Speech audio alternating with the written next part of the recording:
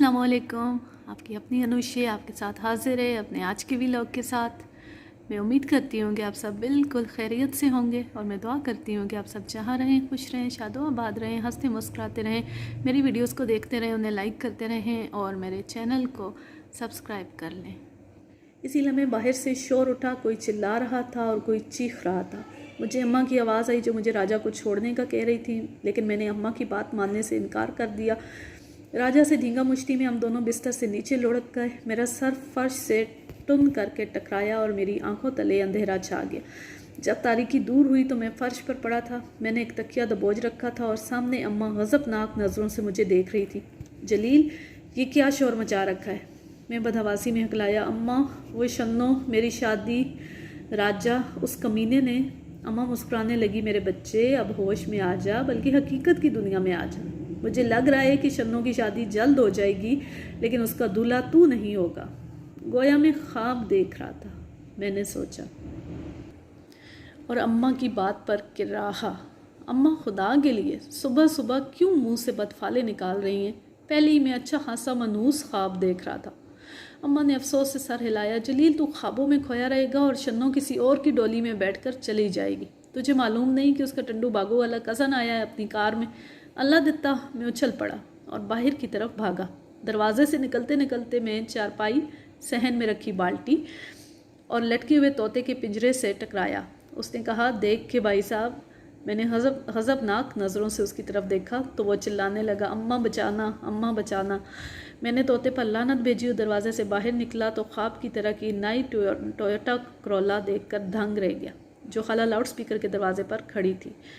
मेरे ख्वाब का अच्छा वाला हिस्सा तो बेताबीर ही रहा, मगर इसकी मनहूस हिस्से की ताबीर फ़ौरन ही सामने आ गई थी।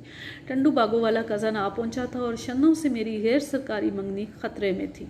उसकी दौलत की चमक दमक खाला लाउड स्पीकर की आंखों को खैरा कर सकती थी और वो बरसों के ताल्लुक़ और हमसायगी के साथ शन्नों के जज्बात को भी बालाए ताक रख सकती थी। दूसरी तरफ अम्मा ने भी हरी झंडी दिखा दी थी। शन्नों से शादी के लिए उनकी पहली शर्त यही थी कि मैं इंसान का बच्चा बन जाऊं और किसी बाइज़्ज़त सिलसिला रोज़गार से मुंसलिक हो जाऊं। ये हेरा फेरी छोड़ दूं। मेरी बदकिस्मती कि मुझे आज तक कोई बाइज़्ज़त रोज़गार नहीं मिला, लेकिन हेरा फेरी के मौके कदम कदम पर मिलते थे और कोई रास्ता ना पाकर मजबूरन मुझे उनसे फ़ायदा उठाना पड़ता था। ये तो मुमकिन नहीं था कि हट्टा कट्टा होकर मैं अम्मा या छोटे भाई के सामने हाथ फैलाऊं। कभी मुझे शन्नो या राजा जैसे दोस्तों की वजह से किसी चक्कर में पड़ना पड़ता था। जेल से वापसी के बाद मैंने जानबूझकर किसी हेरा फेरी में हिस्सा नहीं लिया था। वापस आकर मैं इस जानवर की तरह कमरे में चकराने लगा जिसे जंगल की खुली फ़ज़ा में लाकर चिड़ियाघर के महदूद पिंजरे में बंद कर दिया गया हो। मुझे शन्नो पर खाला लाउड स्पीकर उसके टंडू बागू वाले भतीजे पर गुस्सा आ रहा था। मैं उनके बारे में उभरने वाले ख्यालात को जहन से चटकने की कोशिश कर रहा था। इसमें कुछ कसूर मेरा भी था। अब सवाल यह था कि खाला लाउड स्पीकर ने शन्नो और मेरे बाहिमी जज्बात को वेटो करते हुए शन्नो की अलादित्ता से शादी पर इसरार किया तो मैं क्या करूँगा? इसका फिल्मी हल तो कुछ यूँ होता कि मैं घोड़े पर सवार होकर एन निकाह के वक्त पहुँच जाऊँ और धाड़ कर कहूँ, ओए ये शादी नहीं हो सकती। इसके बाद मैं शन्नो को घोड़े पर बिठाऊँ और उसे बकटट दौड़ाता फरार हो जाऊँ। मेरा ख्याल है घोड़े को, लेकिन इसमें कई कबाहतें थीं। अव्वल तो मैं हीरो नहीं था, दूसरा मैं घोड़ा कहाँ से लाता? मुझे ज़्यादा से ज़्यादा निस्फ हार्स पावर का वो गधा मिल सकता था जिस पर राजा का बाप घाट पर कपड़े लाता और ले जाता था। एन मुमकिन है फ़रार के बाद वो मुझे और शन्नो को भी घाट पर ले जाता। अहम तरीन वजह जो मुझे इस फिल्मी इरादे से बाज रख सकती थी वो ये कि मैं हीरो की तरह 15-16 अफराद का मलबा नहीं कर सकता था। अगर बाराती मेरी कोशमाली पर तुल जाते तो न जाने मैं कहाँ जाता, अस्पताल या कब्रिस्तान। दूसरा हल जो मेरे जहन में आया वो ये था कि मैं कज़न एडी को उसकी गाड़ी समेत नेटी जेटी के पुल से समुंदर में फेंक दूँ। लेकिन मेरे पास ऐसा कोई जादू नहीं था कि अल्लाह दित्ता बराज़ा और रुग़बत मेरे साथ नेटी जेटी तक जाता और फिर नीचे कूद जाता। ज़बरदस्ती करने की सूरत में ये इम्कान ज़्यादा था कि वो मुझे ही फेंक देगा। मेरे हाथ के पले इस जवान का मुकाबला नहीं कर सकता था। तीसरा हल ये होता कि मैं सब्र करता और शन्नो को भूल कर उस अंग्रेज़ी मुहावरे को याद करता जिसके मुताबिक लड़की और बस निकल जाने का अफसोस नहीं करना चाहिए, दूसरी आती ही होगी। लेकिन अंग्रेज़ों को मालूम नहीं था कि हमारे यहाँ लड़की और बस बहुत मुश्किल से मिलती है। कम अज़ कम मैं अपने जीते जी शन्नो को किसी और का होते नहीं देख सकता था। अमली इकदाम से हटकर मैं अल्लाह दित्ता को बद्दुआएं भी दे सकता था, मसलन उसकी टिंडों की फसल तबाह हो जाए या कोई जालिम जाबिर किस्म का वडेरा उसकी ज़मीन पर काबिज़ हो जाए, उसकी कार किसी ट्रक के नीचे आ जाए, उसे हैज़ा हो जाए या कैंसर। खाला लाउड स्पीकर को उसकी सूरत बुरी लगने लगी और वो उसके साथ वही सलूक करे जो उसके बाप के साथ कर चुकी थी। मुझे कुछ ना कुछ तो करना ही था, लेकिन इससे पहले मैं शन्नो से सूरत हाल मालूम करना चाहता था। शाम होती मैं यूं छत की तरफ लपका जैसे सहरा में भटकने वाला अचानक मिल जाने वाले पानी के चश्मे की तरफ लपकता है। छत पर खलील के कबूतरों की आबादी अफराते ज़र की तरह बढ़ रही थी और अब छत के अक्सर हिस्से पर उनके डरबों का कब्ज़ा था। शुक्र है खलील ने खाला लाउडस्पीकर की छत के साथ पिंजरे नहीं बनाए थे। शन्नों वाला हिस्सा खाली था, लिहाजा मैं सब्र से उसका इंतज़ार करने लगा। इस दौरान में मैंने 2 सिगरेट पिए, 2 बदबख्त कबूतरों की बीट साफ़ की जिन्होंने रफ़ा हाजत के लिए नीचे आना ज़रूरी नहीं समझा था। 2 घर आगे नादिर शाह के घर की छत पर उसकी क़यामत ख़ैज़ दुख्तर बद अख्तर आरफा उर्फ हराफा मौजूद थी और मुझे 2 दफ़ा आंख मार चुकी थी। अगर मैं शन्नो का दीवाना ना होता तब भी उसकी तरफ ना देखता। आए दिन उसके उशाक थाने की ज़ियारत को जाते थे और वहाँ से वापसी पर उनकी जिस्मानी हालत में हैरत अंगेज़ तग़य्युर आ जाते थे। मोहल्ले के तकरीबन सारे ही जवान इस तब्दीली की जद में आ चुके थे, बल्कि एक बार तो चांद मियाँ भी थाने जाते जाते बचे थे, क्योंकि नादिर शाह पर बर वक्त इंकिशाफ हो गया था कि चांद मियाँ भेंगे थे और वो उसकी दुख्तरे बद अख्तर को नहीं बल्कि अपनी चांद सी दुल्हन को इतने रोमांटिक अंदाज में देख रहे थे जो आरफा के मुकाबले में ऐसी थी जैसे चौथी के चांद के सामने 14वीं का चांद। न जाने कैसे नादिर शाह को शक हो गया था कि कब्रिस्तान वाले ड्रामे के पसे पुश्त में था और उसे ज़रा से बहाने की तलाश थी कि वो मुझे थाने ले जाकर अपने शक की तस्दीक करे, और मैं उसे कोई मौका नहीं देना चाहता था। जलील, अचानक शन्नो की आवाज़ आई तो मैं उछल पड़ा। वो तशवीश से कह रही थी, ये तू आज कबूतर की तरह गर्दन झुकाए क्यों बैठा है? शन्नो, मैंने बरहमी से कहा, शुक्र कर मैं मुर्गा नहीं बना, 2 घंटे से तेरा इंतज़ार कर रहा था। जलील, तू बहुत झूठ बोलने लगा है। शन्नो खफा हो गई। मैं अभी आधे घंटे पहले ऊपर आई थी। अच्छा, मैंने दांत निकाले। दरअसल इंतज़ार तवील लगता है, बिल्कुल शबे फ़राक की तरह। शन्नो दुखी नज़र आने लगी। जलील, तू बातें बनाता रह जाएगा और कोई दूसरा मुझे ले जाएगा। कैसे ले जाएगा? क्या मैं मर गया हूँ? और मर भी गया हूँ तो क्या किसी और की डोली में बैठकर चली जाओगी? जलील, खुदा के लिए मेरी पोजीशन देख। कब तक अम्मा मुझे बिठाए रखेंगी? अगर तेरी अम्मा से वादा ना किया होता तो अब तक मैं कहीं और जा चुकी होती, मसलन कब्रिस्तान, मैंने आतिश फ़शां की तरह गिड़गिड़ा कर कहा। और अब तो अल्लाह दित्ता, मैंने नाकाबिल इशात ज़ुबान में इंकिशाफ किया कि मैं एडी और टंडू बागों के साथ क्या करने का इरादा रखता था।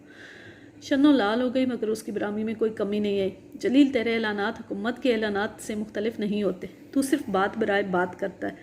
उल्लू की पट्टी, तेरा मतलब है कि मैं सिर्फ गुफ्तार का हाजी हूँ? वो जो मैंने तेरे लिए पर्दे शाह के ख़िलाफ़ रानों के लिए। शन्नो ने मेरी बात काटी। रानो मेरी कौन सी महबूबा थी? मैंने भुन्ना कर कहा। फिर मुतअद्दिद हवाले दिए कि कब कब मैं किरदार का हाजी भी साबित हुआ और दर्जा शहादत पर सिर्फ इसलिए फायज़ नहीं हुआ कि अभी मुझे दुनिया में अहम तरीन काम करना था। कौन सा काम? शन्नो बेख्याली में बोली। पहले तो वो काम जो दुनिया के तमाम शोहरी के उम्मीदवार करते हैं, यानी कबूले की तकरार, और इसके बाद जलील तो पटरी से उतर आए। शन्नो घबरा कर बोली, बस यही ख़राबी है तुम में। जहाँ मैं अपने जज्बात का इजहार शुरू किया तुमने कहा कट। मैंने सर्द आह भरी। कहीं इजहार करती ही ना रह जाना, शन्नो ने तंजिया कहा। शन्नो, तूने मेरी गैरत को ललकारा है। मैंने ऐलान किया। अब या तो मैं नहीं या टुंडा नहीं। मगर शन्नो की तशवीश कम नहीं हुई थी। जलील, तू नहीं जानता इस पर मामला कितना संजीदा है।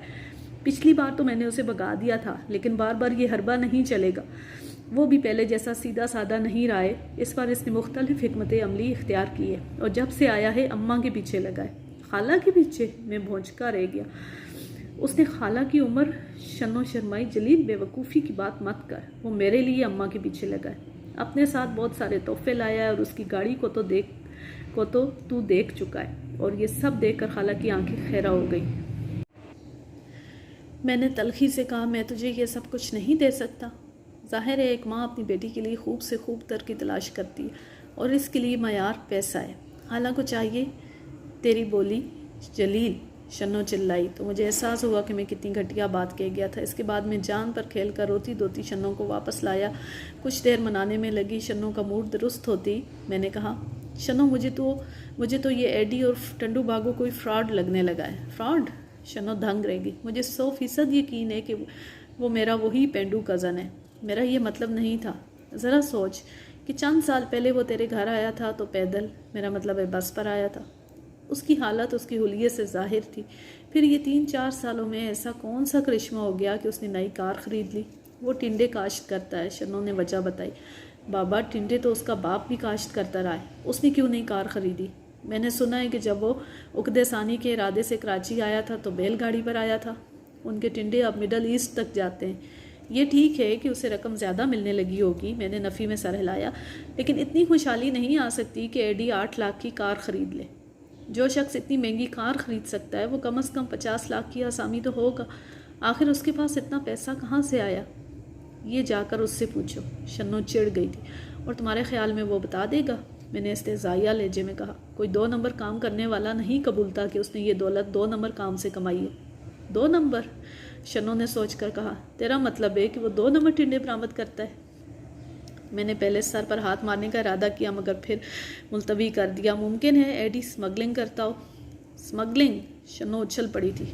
वो ऐसा तो नहीं लगता। शक्ल से तो ये भी नहीं लगता कि खाकसार 3 साल सरकारी मेहमान रहा है। मैंने चेहरे पर हाथ फेरा। ऐन मुमकिन है एडी टिंडों के साथ हीरोइन स्मगल करता हो। हीरोइन? शन्नो ना सिर्फ उछल पड़ी बल्कि खौफजदा भी हो गई।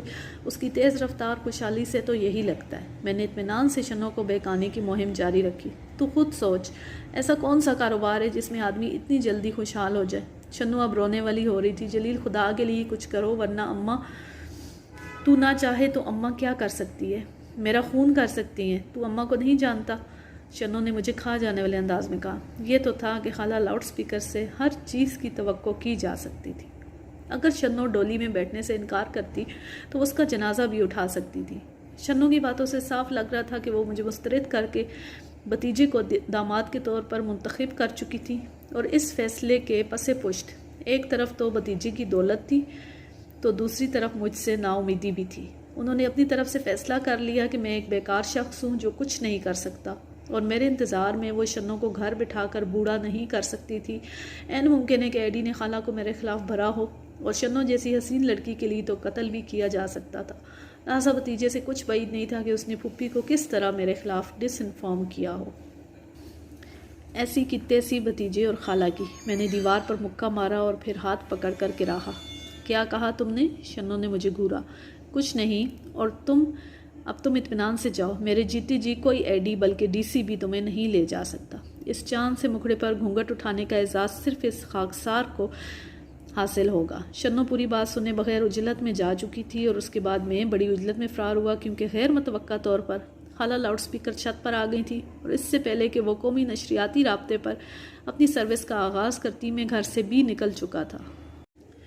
अगले 2 दिन में शन्नो के कज़न एडी के बारे में तसल्ली बख्श हद तक मालूमात हासिल कर चुका था। अव्वल तो ये कि वो टिंडे एक्सपोर्ट ज़रूर करता था लेकिन काश्त नहीं करता था, उसने अपनी ज़मीनें ठेके पर दे दी थी। दूसरे, वो गुज़श्ता 3 साल से टिंडे और सब्जियां मिडल ईस्ट भेज रहा था, और इस मकसद के लिए वो वेस्ट वहार्फ पर एक बदनाम शख्स के दफ्तर को इस्तेमाल करता था जिसका असल नाम तो कुछ और था, मगर वो डाक बाबू की उर्फियत से मशहूर था।